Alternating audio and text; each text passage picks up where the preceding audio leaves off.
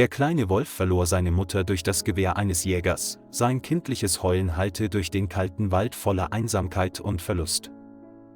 Der kleine Körper zitterte vor Angst, doch der Schmerz über den Verlust ihrer Mutter war viel größer.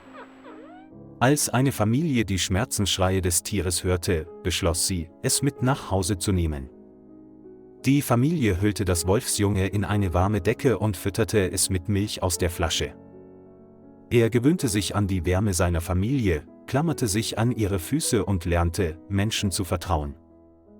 Sie gaben ihm einen Namen, den es zunächst nicht verstand, aber nach und nach begann es zu reagieren, wenn man es rief. Die Familie kümmerte sich nicht nur um das Tier, sondern versuchte auch, mit ihm zu kommunizieren.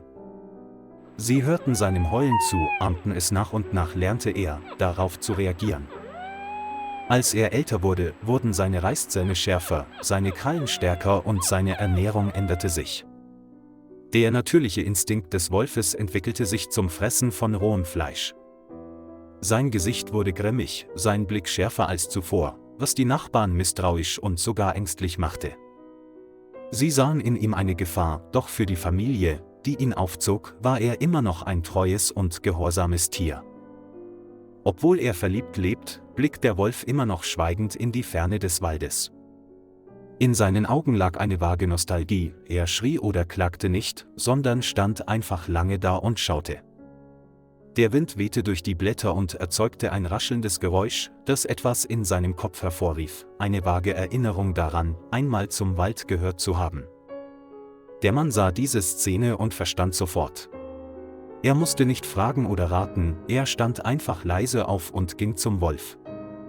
Der Wolf stand sofort und ohne Aufforderung auf und gemeinsam verließen sie den Hof und betraten leise den tiefen Wald.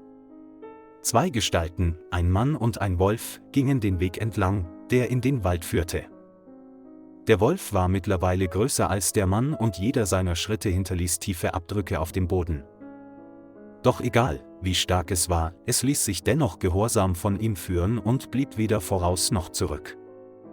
Er entschied sich, ein paar Tage im Wald zu campen, damit das Tier seine Instinkte voll ausleben konnte. Doch so einladend der Wald auch war, als der Mann sich zum Gehen umdrehte, folgte ihm der Wolf schweigend. Der Wolf gehört zum Wald, aber auch zur Familie, die ihn mit offenen Armen aufgenommen hat. Lieber Freund, vielen Dank, dass Sie sich die Zeit genommen haben, der Geschichte zu folgen. Vergessen Sie nicht, den Kanal zu liken und zu abonnieren, um uns zu unterstützen.